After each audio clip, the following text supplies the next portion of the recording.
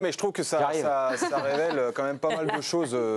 J'ai beaucoup aimé le papier de Vincent Deluc justement dans l'équipe du jour qui explique, ça ramène un petit peu la phrase bateau, le ballon va plus vite que n'importe quel joueur, et c'est une vérité parce que là ça se vérifie encore.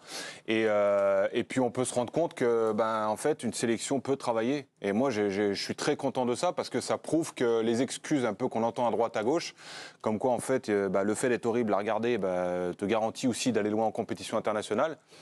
C'est pas vrai, donc je suis très heureux pour eux, c'est largement mérité et puis ça me donne un peu foi dans le football qui arrive par rapport à ce que l'on voit depuis une dizaine d'années, donc très content et ravi que ce soit eux qui l'emportent.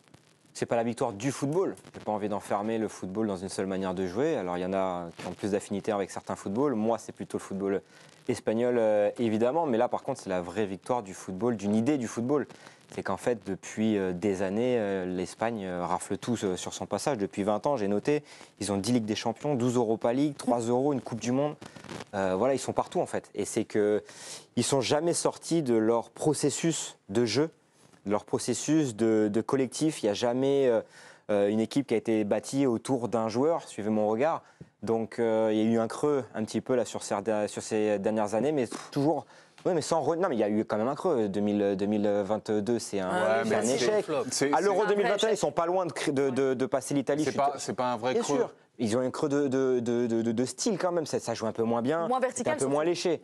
Et là, on a quand même une Espagne qui retrouve son idée de jeu avec une vraie nouveauté. C'est les deux qu'on voit au-dessus de ta tête, Virginie. C'est qu'en fait, ils ont... deux gamins, deux biberons, là, ils ont la couche qui dépasse parce qu'ils ont complètement révolutionné la sélection espagnole. Donc il y a une victoire du football, oui, mais d'un nouveau football pour l'Espagne. Et ces deux mecs-là, ils ont transformé le visage de l'Espagne. Et évidemment une belle idée du football s'est imposée hier, ça c'est indéniable. Mais par contre, c'est le foot qui te fait déplacer dans les stades, qui te fait vivre des émotions folles. Enfin, tu vois, ça reste le foot aussi qui est un peu plus accessible à tout le monde, celui qu'on aime tous, il me semble. En tout cas, moi j'ai vraiment vibré, mais de A à Z, avec la Rora, mais depuis le tout premier match. Assez inattendu, franchement, parce que tu dis, bon, ils sont dans le groupe dit de la mort. Quand ils vont s'en sortir, ils s'en sortent très très bien. Leur parcours, c'est le Royal Rumble. Ils ont corrigé la Croatie, ils ont battu l'Italie, ils se sont baladés contre la Géorgie, ils ont éliminé l'Allemagne, la France et ensuite l'Angleterre. Mais c'est incroyable, donc tous les gros dans cette partie ça rend leur sac encore plus beau, ce parcours. Encore plus beau, c'est juste sublimissime. Et même le beau jeu, il y a tout, il y a un collectif. Et ils ne vont pas te gagner des matchs 5, 6, 7, 0, c'est pas ça, tu vois. Mais tu as toutes les idées qui sont mises en place, qui sont respectées. Derrière un coach, qui a plus un formateur un peu, qui a coaché, voilà, c'est ça. Un mec de fédération qui arrive en 2013 et qui a tout gagné. Exactement, et qui a tout gagné dans toutes les compétitions avec toutes les équipes qu'il a coachées. Ouais. Pardon, vas-y. T'inquiète, non, vas-y, non, mais c'est ça. Non, mais il y a un truc qui me frappe quand tu dis qu'il y a eu un creux. En fait, moi, je trouve en tout cas que l'ADN de l'équipe d'Espagne, en tout cas du jeu espagnol, tu trouveras personne qui te dira il représente pas le football, mais c'est un football que tout le monde regarde. Qu'on aime regarder. Quoi que tu dises, tu peux préférer des équipes un peu plus défensives à la Simeone, c'est un style de jeu, mais ça, tout le monde l'aime. Oui, après, tu parlais de creux génération, de creux un petit peu en Espagne. En Espagne, la Coupe du Monde 2022, c'était pas un échec. Non, je sais, je suis d'accord, mais ce que je veux dire, c'est que c'est la même équipe. Tu rajoutes Yamal et Williams. Oui, mais tu comptes dans cet effectif une vraie transition, je trouve. Et ce qui est fort avec l'Espagne, dans le creux que tu as cité tout à l'heure, c'est que il n'a pas duré 10 ans. C'est-à-dire qu'ils ont un tel ADN qui est fort qu'en fait, ton creux, il dure 1 an, 2 ans. C'est pour ça que je félicite l'idée d'un football espagnol. Parce que tu as une vraie identité de jeu et tu as un vrai truc sur lequel tu peux te rapprocher dans les moments où tu n'es pas bien. Et même quand tu ne performes pas, quand tu ne marques pas, quand tu es dans le doute. En fait, ils ont un seul truc en tête, c'est notre façon de jouer. Mais et tout le monde là. Quand tu vois là, quand tu vois Rodri qui sort à la mi-temps, qu'il y a l'autre qui sort dont j'ai oublié le nom, mais qui apporte une plus-value en plus de Rodri, et ça c'est balèze par contre. Les idées sont restées les mêmes, mais ils ont quand même un petit peu pimpé ça avec notamment Nico Williams et Lamine Yamal. Tu vois ce que je veux dire? Ça, donc évidemment, de la verticalité. Là-dessus, je suis d'accord. Exactement. On va aller voir Georges Quirino parce que la fête se prépare après le sacre du côté de Madrid. Alors qu'est-ce qui va se passer? Est-ce que tu as un petit programme à nous donner?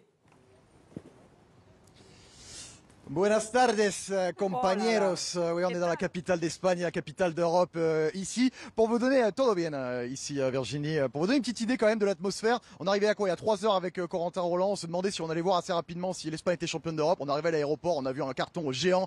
Enhorabuena, campeones. Bien joué les champions. Il y avait des gens qui attendaient les joueurs de la Roja 3 heures avant. Donc il y avait du monde à l'aéroport de Barajas. Ça va être une journée de fête ici. Vous voyez, on est devant le stade Santiago Bernabéu, mais c'est pas ici que ça va se passer, c'est dans le centre. On y sera tout à l'heure à la Plaza Cibeles en fin de journée. Ils sont arrivés, c'est la fête totale. Ils vont aller voir ensuite le roi Felipe au Palacio de la Zarzuela. Ensuite, ils vont aller voir le président du gouvernement Pedro Sánchez également. Et ce sera la grande fête ensuite dans le centre de la ville. Vous savez, ici, ce qui est intéressant, je pense, c'est qu'on regarde les titres de la presse depuis ce matin. Le titre qui se répète le plus, c'est España se enamoró de su selección. Voilà, ils sont vraiment tombés amoureux à nouveau de leur sélection, pour le jeu, pour ces joueurs qui viennent de tous les clubs. Vous savez, on dit souvent que l'Espagne c'est un pays de club avant d'être un pays de sélection, mais là il y a des joueurs de tous les clubs. Ils ont beaucoup aimé la photo hier entre Carvajal, le joueur du Real, qui tombe dans les bras de Lamine Yamal. Voilà, on est dans un pays qui est assez polarisé politiquement en ce moment, donc on s'est retrouvé derrière cette sélection et on voit beaucoup les maillots de la Roja ici dans les rues de Madrid, qui vont être en fête jusqu'à tard ce soir, sans aucun doute. Tu nous fais voyager, Georges. Franchement, cet accent, je suis totalement fan. Tu nous as parlé de Lamine Yamal. Parlons-en, Julien. Ouais, il a fait un Euro extraordinaire, l'ailier du Barça. C'est 6 matchs, 4 passes décisives. C'est le meilleur passeur du tournoi. Vous vous rappelez que c'est le plus jeune buteur de l'histoire de l'Euro. Il avait un peu plus de 16 ans quand il a marqué contre les Bleus. Il a été élu le meilleur jeune aussi du tournoi. Pour moi, Hugo, cette équipe, le visage de cette équipe, c'est Lamine Yamal. C'est lui qui devrait prendre la succession de cette équipe pour les prochaines années, les prochaines décennies sûrement. Après, où je rejoins Pierre, c'est que tu disais, c'est leur manière de jouer, en fait, c'est viscéral, c'est pas générationnel. C'est-à-dire que depuis le plus jeune âge, lui, il a 16 ans, il joue comme ça avec les moins de 15 en fait, ou avec les moins de 13. Mais donc quand tu dis en fait que les équipes nationales ont le temps de travailler, je pense qu'en fait surtout c'est que eux, il n'y a qu'une méthode de travail. Tu vois, c'est-à-dire que dès les plus jeunes âges, ils apprennent ce schéma de jeu, ce style de jeu. Si tu veux faire ça, en fait, parce qu'on critique tous ce que Thomas disait, la France, le jeu mauvais. C'est-à-dire qu'il faut mettre un mec à la tête. Et en fait, c'est une refonte de la FFF de fond en comble en disant que le patron. Et comme le rapport d'équipe avec il dirige ce qui se passe en espoir et en A. Voilà. Et après, il y a un deuxième truc, c'est que quand même, il y a beaucoup d'Espagnols. Il y a 90% de cette équipe qui joue en Espagne. Tu vois, c'est quand même aussi, ils sont ensemble souvent dans l'année. Tu vois, nous. Mais regarde le Ruiz qu'on a à Paris et regarde le Ruiz en équipe d'Espagne. Non, mais ce qui est dramatique, c'est que pourtant, il a l'entraîneur qu'il avait avec l'Espagne avant, qui a normalement ce style de jeu aussi. Donc ça, bon, écoute. Et pour répondre à ta question, veux-tu dire, je sais pas trop, mais par rapport à Ruiz, mais surtout, je trouve que c'est vraiment cette idée du football global, et surtout depuis le plus jeune âge. Et en fait, il gagne du temps, je pense, sur les séances d'entraînement avec les pros, parce que les jeunes, quand ils arrivent, lui, il a 16 ans, il y a un cadre qui est prédéfini depuis qu'il a démarré le foot, et s'il s'y tient pas, il sort.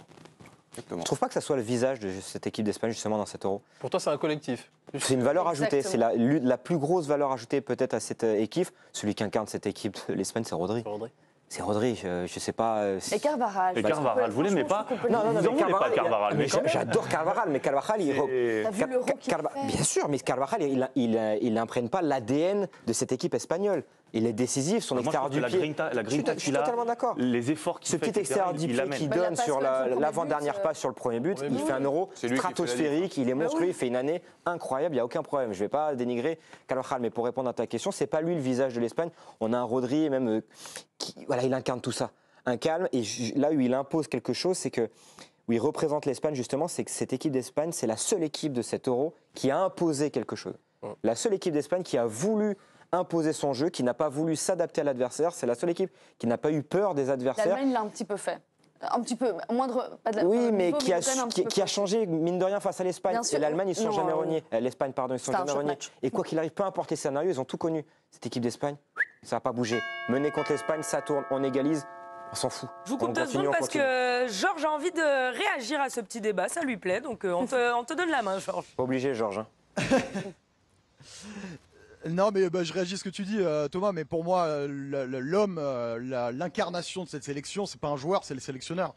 C'est Luis de la Fuente, je vous dis ça aussi parce que c'est ce qu'on ressent ici auprès de la presse et des confrères, c'est la personnalité qui est mise en avant parce que justement, c'est lui qui incarne le collectif, parce que ils se sont rendus compte qu'après Luis Enrique, cet homme est arrivé à la tête de l'équipe et il a fait gagner les Jeux Olympiques à Tokyo, ils ont gagné la Ligue des Nations il y a quelques mois également, et il a réussi à construire un collectif où aujourd'hui toute la presse espagnole se met à rêver. Vous parliez de Lamine Yamal et de Nico Williams, peut-être d'une nouvelle génération dorée qui peut les emmener sur plusieurs années comme ça, parce qu'il y a quelque chose qui se construit dès le plus jeune âge avec un entraîneur qui a l'air d'avoir des idées assez précises et de faire l'union dans le groupe. Donc voilà, pour moi c'est vraiment de la Fuente que je veux mettre en avant. Et juste un petit mot un petit peu marrant. Vous avez parlé de Carvajal tout à l'heure. Je vais vous dire que la presse madrilène ici sportive, Marca EA, ce qu'on a lu ce matin, pour eux, c'est même un candidat au Ballon d'Or. Ils font campagne politique pour que Carvajal soit candidat au Ballon d'Or parce qu'il a tout gagné. Pierre, tu voulais poser une question à Georges? Non, mais par rapport à ce qu'il explique pour Luis de la Fuente, moi je trouve que ce qu'il a réussi à faire, en fait, c'est, je le disais tout à l'heure, c'est l'association justement de l'ancienne génération et de la nouvelle, faire cette transition tranquille. Il faut quand même prendre conscience qu'il y a des mecs comme Nacho, qui a gagné avec des champions, Oyarzabal sur le banc, Olmo qui l'était au début et qui est rentré parce que Pedri s'est blessé, il ne faut pas oublier tout ça aussi. C'est vrai. T'as Pedri qui est blessé, et le management à l'intérieur du groupe, il a toujours été juste, il a toujours été droit, et il a toujours eu la même façon de procéder. Il a toujours dit que c'était la meilleure équipe aussi. Même si lui a apporté évidemment sa pierre à l'édifice, et je comprends ce que dit Georges, il ne faut pas sous-estimer l'influence que peut avoir un Nacho, un Rodri à l'intérieur d'un groupe. Et je pense que ça, c'est à mettre au crédit aussi des joueurs et des cadres de cette équipe. Parce que nous, on n'a pas forcément su faire pour, surtout Didier Deschamps d'ailleurs, mais c'est un exemple à suivre en termes de sélection et en termes de choix et en termes de coach. Là, les planètes étaient alignées, en fait. Ils sont obligés de gagner. Moi, j'aimerais bien qu'on parle aussi du finaliste, le perdant, l'Angleterre. Deuxième finale de suite à l'Euro. C'est un record. Malheureusement pour eux, ils n'ont pas gagné. 58 ans sans titre. Séverine, pourquoi ils n'y arrivent pas? Ils sont maudits. Parce qu'Harry Kane est titulaire. C'est vrai, c'est le chat noir. Non, mais quand tu vois il n'y a pas de collectif qui se dégage vraiment de cette équipe. Mais justement, c'est ça le problème. Quand tu vois même la première mi-temps qui était un petit peu ennuyante, on va pas se mentir, c'était très bien organisé défensivement, mais sur toutes les projections vers l'avant, tu avais très très peu de joueurs anglais en fait qui se projetaient vers l'avant, donc tu voyais très bien qu'ils avaient décidé de ne pas vraiment jouer offensif ou pas d'attaquer, en tout cas pas de manière positive. Qu'est-ce qu'il y a? Non, j'allais dire la composition, il faut en parler. Non, mais bien sûr, mais Southgate, toujours, il y a un problème Southgate, on le sait, mais voilà, c'est pas du tout sa position, exactement, et on voit même deuxième mi-temps qui était complètement différente, mais ça c'est le problème Southgate aussi, on en parle quand même depuis très longtemps, Southgate, c'est un gros souci, je pense. Il Deschamps. Oui, mais d'accord, mais... Sans gagner pour le coup, sans rien gagner. Deschamps, on critique, mais il a quand même gagné quelque chose en moins. Surtout quand tu vois les individualités, en fait, les individualités sont tellement puissantes, sont tellement fortes, ils jouent tous dans les plus gros championnats, dans les plus gros clubs, tu te dis, mais comment c'est possible de ne pas réussir à faire quelque chose d'assez cohérent, même juste une sélection, une composition d'équipe. Une composition, merci, juste cohérente en fait, tout simplement, c'est tout ce qu'on demande. Il n'est même pas capable de le faire. Donc c'est un peu problématique et c'est dommage pour eux, mais bon là hier... Déjà dès le début il était paumé, il mettait Alexander Arnold dans 6. Mais évidemment. Après il a mis Mainu qui a fait un bel Euro d'ailleurs, qui vient de nulle part. Watkins et Palmer qui sont sur le banc alors que les mecs ont quand même quelque chose à... Non mais Palmer ok, mais Watkins ça veut dire que toi t'enlèves Kane. Moi, il fait un très mauvais Euro et il fait une finale catastrophique. Il enlève à 60e. Hein. Mais tu démarres la finale sans Harry Kane. Non, mais moi, je suis pas coach. Moi, je dis juste qu'en fait, par rapport à... Bellingham à gauche, tu es d'accord qu'il faut... En fait, c'est pas possible, ce mec. Mais Bellingham, il joue à gauche, il défend à gauche, mais il est tout le temps partout et nulle part. Mais regarde, à la 60e, il rentre dans le cœur du jeu. C'est pas une question de choix. Moi, regarde comment je vois les choses. La différence, t'as vu les passes. Moi, ce que je veux dire, c'est que... grâce à son repositionnement. C'est exceptionnel ce qu'il fait. Non, mais arrêtez. Ça passe. Arrête, sa passe, elle est belle. Mais je trouve qu'au cœur du jeu, il a beaucoup plus d'impact de Bellingham. Arrête, la passe, elle est belle. Je trouve qu'au cœur du jeu depuis le début de l'Euro, mais bon après. Non, moi je dis pas qu'il est mauvais. Moi je dis que sa position ailier gauche, en fait, il doit être à la place de Mainu là. Et il faut mettre Palmer en fait d'entrée. Il faut qu'il soit au cœur du jeu, il faut qu'il ait plus de responsabilité au cœur du jeu et qu'il puisse.